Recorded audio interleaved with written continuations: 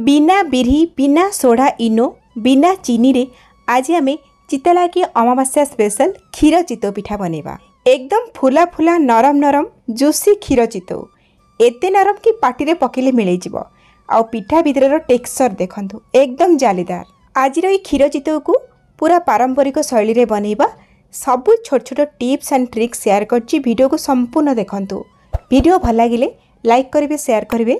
Channel रे नुआ थिले सब्सक्राइब करने। फेसबुक पेज रे देखुथिले फॉलो तो निश्चय करेंगे। नमस्कार, लता ओडिया किचन रे आपण समस्त को अनेक अनेक स्वागत। सुआदिया क्षीर चितौ पिठा बनैया पई प्रथमे गोटे ग्लास रे मापिकी गोटे ग्लास मु नेइची घरे थिबा नॉर्मल अरुआ चाउल जहा कि ग्राम्स रे 300 ग्राम रछि।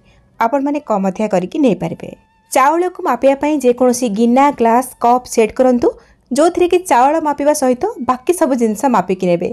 जदि माप ठीक रहिला ताले नो डाउट पिठा मध्य परफेक्ट बनिबो। चाउल को भल भाव 4-5 थर पानी देकी धोईकी पुणी भल पानी देकी आको आमे कवर करिकी 5-6 घंटा पई भल भाव बतुरई नबा। राति सारा भी आपण माने बतुरई पारंती। 5-6 घंटा परे चाउल देखंतु भल भाव फुली जाईची आ बतुरी भी जाईची। चाउल जेते भल बतुरिबो चाउलटा चिकन हेकी बाटी हे पारिबो, पिठा भल बनिबो। बतुरा चाउल को धोईकी गोटे जाली उपरे रखिदबा। जहाँ भी एक्सेस पानी थी से तौक को चली आसो। एमती करने द्वारा चाउल आम केते पानी दबा बा पानीर भागमापटा आमको ठीक भाव में जना पड़ो। बतुरा चाउल को आम मिक्सिंग जार रे देदबा। आउ एबे आम से सेम ग्लास रे मापिकी गोटे ग्लास नहीं जीवु नड़िया कोरा। जेतिकी मु चाउल नहीं सेतिकी परिमाण नहीं नड़िया कोरा पाखापाखि गोटे छोट साइज नड़िया हब। तो नड़िया कोरा को आम चाउल रे देदबा। ता सहित आम ए अधा ग्लास दबा पानी। तो से सेम ग्लास मु नहीं से अधा ग्लास माने गोटे ग्लास चाउल पाई अधा ग्लास आमे पानी देले। एबे आमे ए सब जिनस को चिकन करके बाटिकी नहीं आसीबा। बाटिला बेले बिल्कुल भी अधिका पानी देबेनी, नहले चाउल चिकन हेकी बाटी हे पारिबोनी। चाउल को देखंतु केते बहलिया और चिकन करके मु बाटी नेइची। तो गोटे बड़ जगार मु चाउल बटा रखी देइची। एबे आमे याकु कवर करबा और 4-5 घंटा पाई रेस्ट दबा। फ्रिज रे याकु रखिबेनी, जे कोनसी गरम जगह टिके देखिकी रखिबे जोथि पे कि बैटर हमर भलरे फर्मेंट हे जिवो बा फुली जिवो। बैटर भल भाबरे फर्मेंट जदि हे जिवो हमको सोडा इनो ए सब दरकार पड़िबोनी। नेचुरली हम पिठा फुलिबो और स्पंजी बनिबो। एठी आ गोटे मेन कथा हला आमे चाउल गोटारे नड़िया देकी बाटीचे जोथि पे कि बैटर बहुत जल्दी खट्टा हे जिवो बा खराब हे जिवो। सेति पई 4-5 घंटा रखिबे, अधिका समय बाहर रखिबेनी। पाखापाखि 5 घंटा परे म आपनको देखौची। तो बैटर देखंतु एठी आग अपेक्षा फुला फुला आपन को लागुथिबो, माने फर्मेंट हेइची। आउ बैटर देखंतु आग अपेक्षा केते बहलिया लागुची बा टाइट लागुची। आको हमें साइड रखिबा। एपटे देखंतु फ्लेम ऑन करके गोटे सॉसपैन बसैची और सेइथिरे से सेम ग्लास रे मापिकी गोटे ग्लास मु दउची पानी। एबे हमें गैस रो फ्लेम को हाई करिकी पानी को भल भाव में फुटै नबा। ए जो पानी को हमें फुटौचे ना, ए पानी को हमें चाउल बटारे दबा जोथि पई कि पिठा हमर अधिका नरम आउ जालीदार बनिबो। पानी जगह आपण माने क्षीर मध्य व्यवहार करि परिबे। पानी भल भाव फुटी गला परे से ग्लास को मु बाहर कर देइची। आउ पानी आमे अल्प अल्प चाउल बडारे देकी गोळेबा। एकाथरे सब पानी जदि दे देबे आपण माने पानीर भागमाप जानि परिबेनी, पानिया भी हे जाय पारे। टोटल केते गरम पानी लागिबो मु आपण को गोळै सरला परे ही कहिबी। अल्प अल्प गरम पानी देकी आमे चाउल बटा को गोटे डायरेक्शन रे भल भाव 2-3 मिनिट पर्यंत मिक्स करि नबा।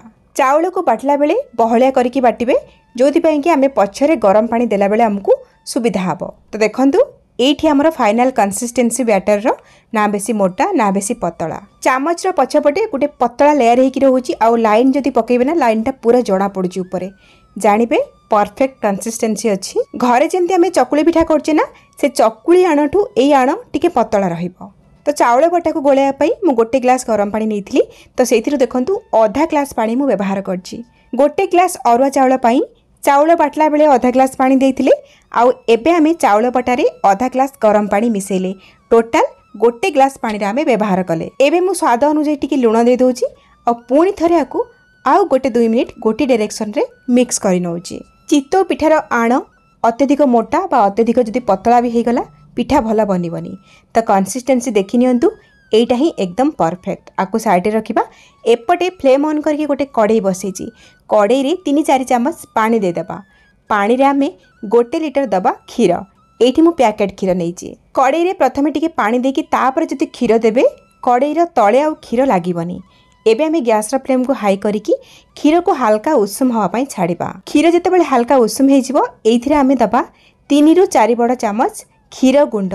एठी मु अमूल ब्रांड रो नेछि, आपन को जे कोनसी ब्रांड रो क्षीर गुंड बा मिल्क पाउडर मिलुची नै पारिबे। क्षीर गुंड एठी ऑप्शनल अछि, आपन चाहिले देई पारिबे न देई पारिबे, किंतु देले क्षीरटा हमर टिके बहलिया हे जिवो आ टेस्ट मध्ये भलो आसीबो। आजिर क्षीर चितौ पिठा बनेया पई मु चीनी रो व्यवहार करबिनी, गुड़ रो व्यवहार करबी। जदि आपण माने चीनी पकैया को चाहिबे ताले ए स्टेज रे पकैबे, किंतु गुड़ को हमें ए स्टेज रे पकैबानी। गरम क्षीर रे जदि गुड़ पकैबा क्षीर छिंडी जिवो। फ्लेम को मीडियम टू हाई रे रखिकी आमे क्षीर को 8 रु 10 मिनिट पर्यंत फुटै नबा। क्षीर को अत्यधिक बहळा करिवेनी, माने 1 लिटर क्षीर एठी 800 ml हेला पर्यंत मु फुटै नेबी। हल्का क्षीर को आमे टिके गाढ़ा करिबा। जेतेबेले क्षीर भल भाबरे फुटी जिवो आमे शेषउ कोन करिबा, एथिरे आधा छोट चम्मच फ्रेश गुजराती गुंड दे दबा आ गोळै नबा। गैस रो फ्लेम को एठी आमे ऑफ कर नबा। एबे आमे क्षीर को कवर कर नबा और साइड रे रखिबा। कवर एथि पई करिबा जे क्षीर हमर अत्यधिक ठंडा न होई कि हल्का जेंति उषुम रहिबो। आ एपटे फ्लेम ऑन करके बसैछि गोटे सॉसपैन आ से सेम मेजरिंग ग्लास रे मापिकी 3/4 ग्लास मु नेछि गुड़, जहा कि 200 ग्राम रो अछि। गुड़ बा मिठा आपण माने निज हिसाब रे कम अधिया करि परिबे। आ से सेम ग्लास रे मापिकी 1/4 ग्लास नेछि मु पानी। केवल गुड़ को मेल्ट करिया पई हमको अल्प टिके पानी दरकार, अत्यधिक पानी देबेनी। एबे हमें गैस रो फ्लेम को मीडियम करिबा आ गुड़ को भल भाबरे मेल्ट करनबा। जो गुड़ रो टेला अंश अछि ना सेटा पूरा जेंति मिक्स हे जिवो से पर्यंत हम एठी आकु कुक करिबा। गुड़ को एठी आपण माने पाग करिवेनी, गुड़टा केवल मेल्ट हे जिवो आ टिके सिझि जिवो सेही पर्यंत ही आपण माने आकु रांधिबे। एतिकी हे गला परे हमें गैस रो फ्लेम को ऑफ करिकी आकु साइड रे रखिबा आ हल्का ठंडा करिबा। एबे हमें पिठा बनेबा स्टार्ट करिबा।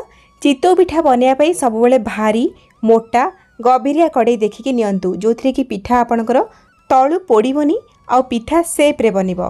एठी नेछि मु लुहा कड़े, तो हाई फ्लेम रे लुहा कड़े को भल भाबरे हमें गरम करनबा। पिठा हमर कड़े रे लागिबनी, भल भाबरे उठी आसीबो। ता पई गोटे छोट चामच तेल रे 2-3 चामच पानी हमें मिक्स करनबा।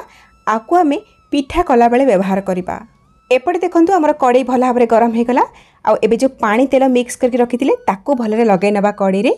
आ हमर बैटर भी रेडी अछि। पिठा करबा आगरु ए जो आण को भल भाबरे मिक्स करि नबा आ गोटे चामच नेकी आमे कड़ी रे दबा। क्षीर चितौ बनेबा तो छोट छोट पिठा करबा, तो मुडी गोटे चामच देइची आ घोड़े नउची।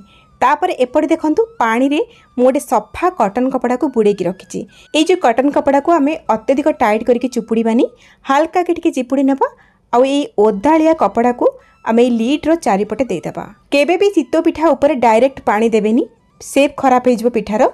एमती ओदा कपड़ा देकी ता ऊपर 2-3 चामच पानी दे पारिबे। एमिति कले कोन हबो, पिठा भीतर को हल्का हल्का पानी जिवो, स्टीम बनिबो, पिठा भलरे फुली पारिबो। एबे हमें गैस रो फ्लेम को एकदम स्लो करके पिठा को 1 ରୁ 1.5 मिनिट पई सिझिया पई छाड़िबा।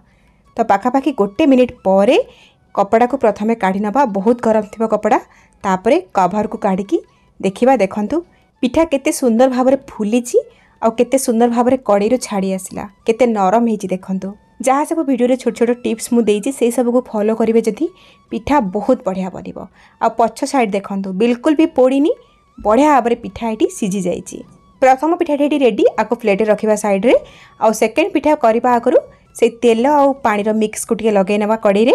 तापरे गरम कड़ी रे आमे गोटे चामच बैटर को दबा, कवर करिबा, ओदा कपड़ा घोड़े नबा। ता ऊपरे आमे 2-3 चामच पानी भी दे दबा आ 1 ରୁ 1.5 मिनिट पाई आमे सिझेइबा लो फ्लेम रे। हुए तो प्रथम रो गोटे 2टा पिठा आपनकर खराब बनी पारे, फुली न पारे, किंतु कड़े रो टेम्परेचर तले सेट हे जिवो ना, पिठा बहुत बढ़िया बनिबो। तो एठी देखंतु सेकंड पिठा भी केते सुंदर बनिची। पिठा एभली भाबरे मझिरु फुली थिबो आ चारि साइड रो जाली आस्थिबो, जानिबे परफेक्ट चितौ पिठा एटी बनिची। ए प्लेन पिठा को आपण माने मटर तरकारी बा चटनी सहित खाइबे भी बहुत बढ़िया लागिबो। जेतिके मु चाउळ नेथिली सेथिरे 12टा चितौ पिठा बनिची, छोट छोट साइज रो, आपनकर कम अधिका बनी पारे। आ एठी देखंतु साइड रे गोटे पिठा रखिची आपन को देखिया पई। ए पिठाटी देखंतु बिल्कुल फुलिनी। एहार कारण होउची जेतेबेले बैटर आपण कड़े रे दउछंती पिठा करिया पई, आपनकर कड़ेटा ठीक भाबरे गरम हेइ नथिबो, ताहाले एई भले असुविधा आपण फेस करिवे। आ एपटे देखंतु आमे क्षीर को घोड़े की रखिथिले, सी एठी देखंतु हल्का उषुम अछि।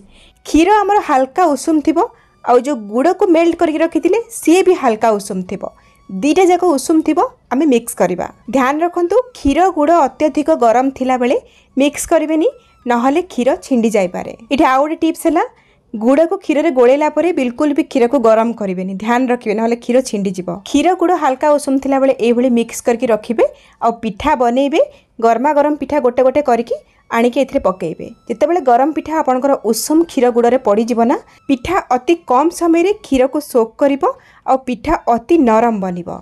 पिठा ठंडा हो गला पर जदि आपण आणिके क्षीर में पकेइबे पिठा को ना पिठा क्षीर को सोक करने पाई बहुत टाइम लगिवो। एठी पिठा सब को मु क्षीर में पकई सारा पर टिके गोलेई नहींची तापरे कवर करके आधा घंटा पाई छाड़ी देबी, जोथि पाई कि हमर पिठा गुडी को क्षीर को भल भाबरे सोक करनबो। आधा घंटा पर मु आपन को देखौची, देखंतु आधा घंटा पर पिठा साइज रे आग अपेक्षा केते बड़ देखा जाउची, माने अधिक फुला फुला लागुची। आ देखंतु पिठा केते नरम बनिची, पिठा क्षीर को भल भाबरे पूरा सोक करिची। देखंतु केते जुसी हिची। एठी हमर रेडी हो गला कौलिया कौलिया सुआदिया क्षीर चितौ। वीडियो रे दिया सब छोट छोट टिप्स सहित आपण माने क्षीर चितौ पिठा बनातु, निश्चय परफेक्ट बनिबो। आ केमिति लागिला आपणक अनुभूति मो सहित शेयर करंतु। ताहले आज पई रोची पुणी आसीबी आ गोटे नुआ रेसिपी नेकी। से पर्यंत रहिली नमस्कार, बाय, जय जगन्नाथ।